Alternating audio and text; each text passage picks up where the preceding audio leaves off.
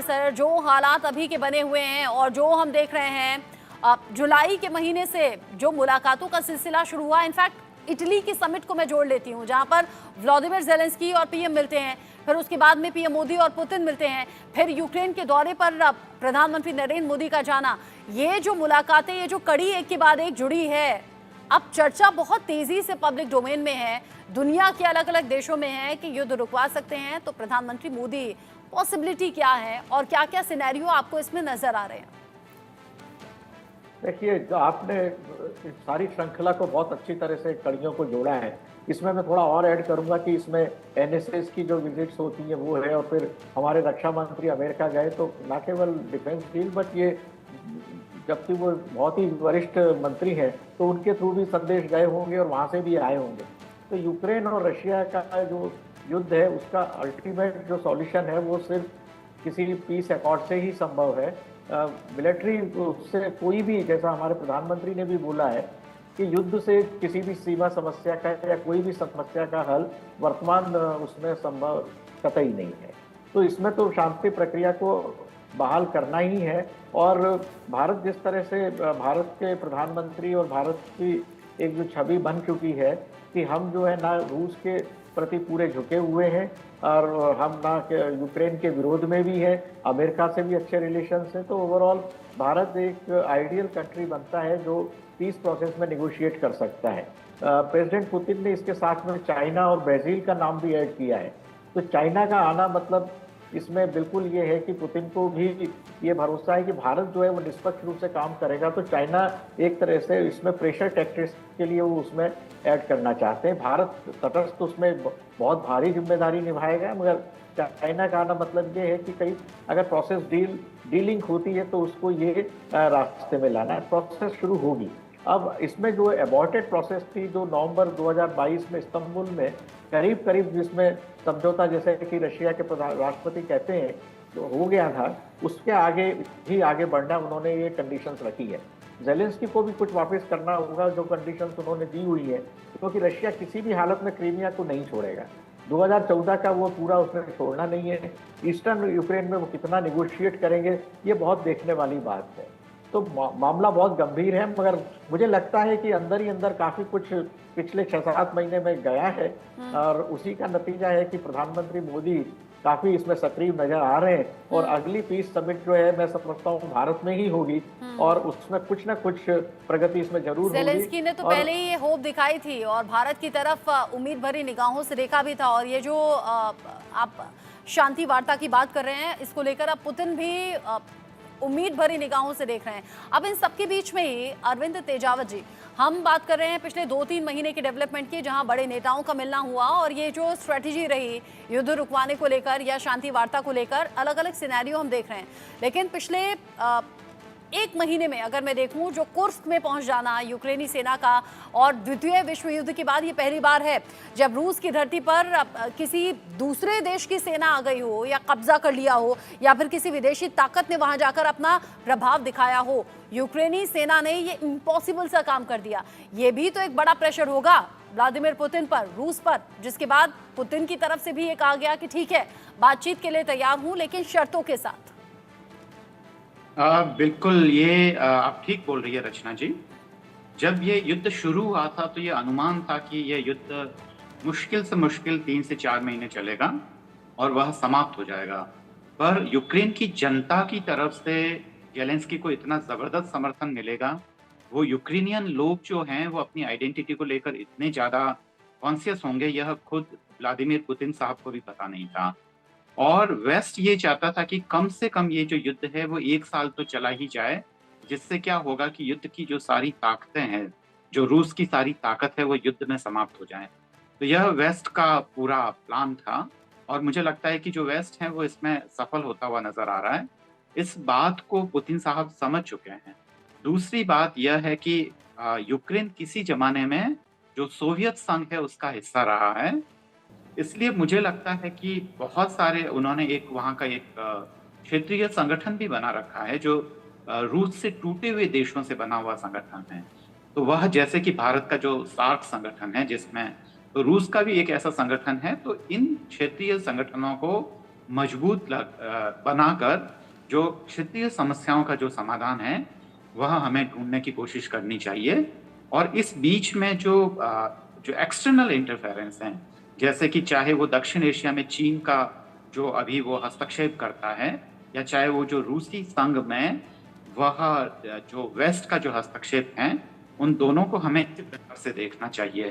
तो उम्मीद कि अब कुछ क्या होता है, और मुझे लगता है कि भारत की जो फॉरेन पॉलिसी है वह काफी डेवलप हो रही है। अगर इसमें ब्रिक्स एक भूमिका निभाता है तो एक बार वापस यह चीज साबित हो जाएगी कि यूएनओ जैसा संगठन अब कारगर नहीं रहा है, और जो रीजनल या जो छोटे छोटे जो नए नए संगठन उभर रहे हैं वह यूएनओ से भी ज्यादा मजबूत भूमिका निभाएंगे। रचना जी, जो लगता है इस बारे हालांकि में। फरवरी 2022 में जब ये युद्ध की शुरुआत हुई थी तो अलग अलग देशों की तरफ से कोशिशें हुई थी कि युद्ध रुक जाए। तुर्की ने इसमें बड़ी भूमिका भी निभाई थी और दोनों देशों को टेबल पे लाने का काम भी किया था, लेकिन उस वक्त पुतिन की जो शर्तें थी वो बड़ी भारी भरकम थी। पुतिन ने सीधे सीधे यूक्रेन को कह दिया था डोनेस्क, लुहांस्क, खेरसोन और ज़ेपोरिजिया से अपने सैनिकों को हटा लो, इसके अलावा यूक्रेन कभी भी नेटो का हिस्सा नहीं बनेगा।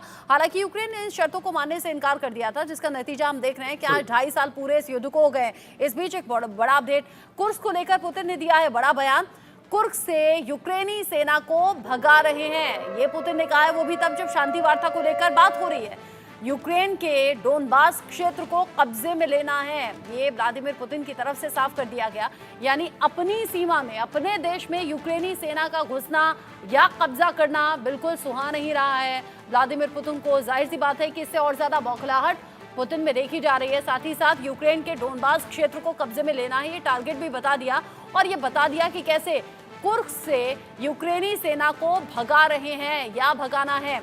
परिहार सर, ये अगर इतना आसान होता भगाना, या फिर अगर भगा सकते इतनी आसानी से, तो अब तक भगा चुके होते ना यूक्रेनी सेना को। यूक्रेनी सेना का मुकाबला करने के लिए तो रूस को सीमा से रूसी सैनिकों को वापस बुलाना पड़ा, अपने ही देश की रक्षा में लगाना पड़ा, स्ट्रैटेजी चेंज करनी पड़ी, इतना आसान नहीं है। यानी थोड़ा प्रेशर तो यहाँ पुतिन भी ले रहे हैं, जिसका नतीजा अब यह है कि शांति वार्ता की भी सुगबुगाहट रह रहकर सामने आ रही है और इस तरह के बयान भी देने पड़ रहे हैं। देखिए, जो जिस तरह से यूक्रेन रशिया में कुर्स्क में एंटर किया है, तो उनको भी पता था कि हम बहुत ज्यादा इसमें लंबे समय तक नहीं रह पाएंगे, मगर ये मैं समझता हूँ प्रेशर टैक्टिक्स का ही है। अगर वो वहां पर पीस प्रोसेस शुरू होती है और उस वक्त में रशिया यूक्रेन को कुर्स्क से अगर नहीं निकाल पाता है, तो पीस प्रोसेस में फिर यूक्रेन का पलड़ा भारी होता है कि वो कोशिश ये है कि भाई आप ईस्टर्न यूक्रेन में से बाहर आएंगे तभी हम इसमें से जाएंगे। तो मैं नहीं समझता हूं कि रशिया जो है कोई भी पीस प्रोसेस, कोई परमानेंट डील इसमें साइन एक बात में नहीं होगी, ये आप बिल्कुल मान के चलिए। जो भी मध्यस्थ, चाहे वो ब्रिक्स के देश हो, चाइना, ब्राजील, भारत हो, ये इसमें एक सीज फायर होगा। जो मेरा मतलब आकलन ये है कि इसमें एक सीज फायर होगा और उसके बेसिस में कुछ कंडीशंस होंगे कि स्टेटस को टू बी मेंटेन, और बाकी फिर आगे चल के निगोशिएशंस हो और उसमें फिर बॉर्डर सेटलमेंट हो। रशिया किसी भी हालत में क्रीमिया को नहीं छोड़ेगा, जो 2014 से वो लेके बैठा हुआ है। 10 साल से बैठे हैं तो क्यों छोड़ेंगे? कुछ उनके जो ईस्टर्न यूक्रेन में वो निगोशिएट करके जरूर बाहर बाद में आएंगे, और उसके बदले में ये कुर्स्क से ये यूक्रेन उधर जाएंगे। ये फेज 2 में होगा। पहला मुझे लगता है कि सीज फायर इसी बात पे होगा कि इंटरिम सीज फायर है, ताकि आगे के भविष्य के लिए जो है वो वार्ताओं के लिए उसमें खुलता है। क्योंकि जो टर्म्स एंड कंडीशन यूक्रेन ने रखी हैं वो रशिया को मानना बिल्कुल संभव नहीं है, इस्तांबुल पैक्ट के वो जो चाह, और रशिया ने जो टर्म्स एंड कंडीशंस रखी है उसको किसी भी हालत में यूक्रेन उसको नहीं ले सकता है। अल्टीमेटली यूक्रेन जो है, जो अमेरिका का प्रपोजल था कि बफर जोन में कन्वर्ट करें, और वो डायरेक्टली बफर जोन दिखेगा पर इनडायरेक्टली वो नाटो के सपोर्ट में ही उसमें रहेगा, वही उसका कुछ निकलेगा। बॉर्डर किसी भी हालत में मैं नहीं समझता हूँ कि यूक्रेन की वो होगी जो 2014 के पहले की थी, और इसी बात को लेके ये पीस प्रोसेस लंबी चलेगी। इंटरिम पीस फायर मुझे नजर आ रहा है, इसके आगे कोई ज्यादा गुंजाइश मुझे दिखती नहीं। यानी आप कह रहे हैं कि होते होते हो सकता है कि युद्ध शांति की तरफ जाए, वो भी इंटरिम सीज फायर के तौर पर आप इसे देख रहे हैं, यानी कि बातचीत के दौर चलेंगे। ऐसा नहीं है कि एक बार टेबल पर बैठे, एक बार में ही बात बन गई, वो बातचीत होते होते हो सकता है कि युद्ध शांति की तरफ में जाए। अच्छा, पुतिन ने जब ये परिहार सर कहा है कि बातचीत के लिए मैं तैयार हूं, यानी कि युद्ध से कहीं ना कहीं उकता क्या रूस भी गया है? अगर पुतिन ये कह रहे हैं और भरोसा दिखा रहे हैं, वो कह रहे हैं भारत, चीन या ब्राजील मध्यस्थता कर सकता है, मैं बातचीत के लिए तैयार हूं, लेकिन यूक्रेन को भी कुछ चीजें माननी होंगी। देखिए, जब युद्ध लंबा चलता है तो यूक्रेन तो लड़ाई लड़ नहीं रहा है। यूक्रेन के फोर्सेस आगे खड़े हैं, जेलेंस्की आगे खड़े हैं, उनके पीछे अमेरिका और नाटो का इतना फंडिंग है और उनके जितने वेपन्स उनको मिल रहे हैं, तो जितना युद्ध लंबा चलेगा, ये जो सप्लाई लाइन जो अमेरिका और नाटो ने बनाई है वो स्ट्रांग होती जाएगी। तो रशिया भी इस बात को जानता है कि फिर उसको लंबे समय तक सस्टेन करना इसके अगेंस्ट में, बिकॉज उनका पाइपलाइन तो चलता जाएगा। रशिया को सपोर्ट कहाँ से मिलेगा? रशिया को चाइना और ईरान बहुत ज्यादा हथियार इसमें दे नहीं सकता है। रशिया के खुद के प्रोडक्शन जो है वो काफी ज्यादा परेशानी में पड़ रहे हैं, क्योंकि स्पेयर पार्ट्स उनको मिल नहीं पा रहे हैं। तो रशिया को इसमें लड़ने के लिए भी मुश्किल होगी, और उसकी फाइनेंशियल आपके रिसोर्सेज अननेसेसरीली जो है इस युद्ध में जो है लग रहे हैं, तो बाकी चीजों में जहां आप उसको आगे यूज कर सकते थे वो भी नहीं कर पा रहे हैं। तो लंबा युद्ध अगर चलता है तो उसमें रूस का नुकसान है, और यही अमेरिका चाहता है कि लंबा चले। अब चूंकि आपने रूस के नुकसान का जिक्र कर दिया, तो रूस का नुकसान ऐसे देखने में लगता है कि यूक्रेन में बड़ी तबाही हुई है और रूस को उस तरीके से नुकसान नहीं हुआ है, लेकिन रूस को भी अच्छा खासा नुकसान हुआ है। अच्छा, 24 फरवरी 2022 को इस युद्ध की शुरुआत हुई थी।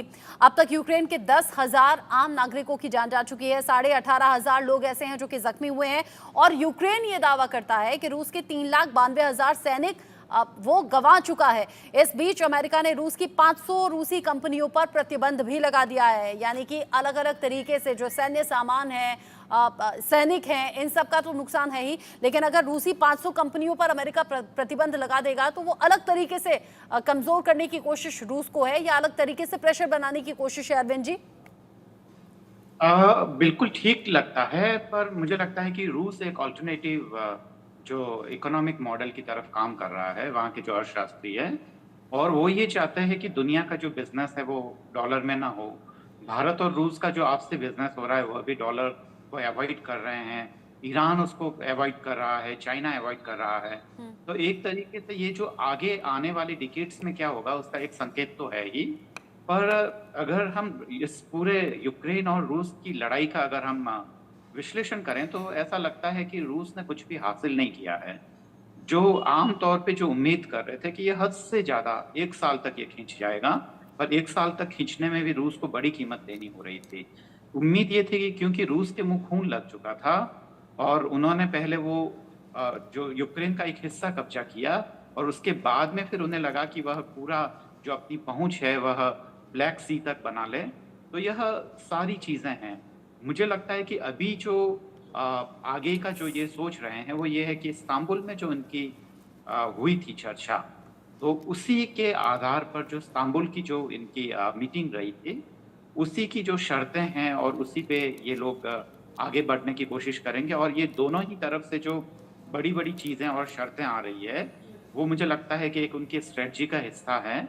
और बिल्कुल परिहार साहब ठीक कह रहे हैं, क्योंकि अगर वह यूक्रेन क्रीमिया में अगर जमा रहता है तो यह रूस के लिए काफी वो प्रेशर वाला होगा, क्योंकि जो जहां है वहीं पे अगर यथास्थिति बनाई जाती है तो यह वाकई रूस के लिए ठीक क्योंकि नहीं होगा। यूक्रेन ने ये स्ट्रेटेजी अपनाई, जिस तरीके से रूस ने यूक्रेन के इलाकों में जाकर हमला किया, कब्जा किया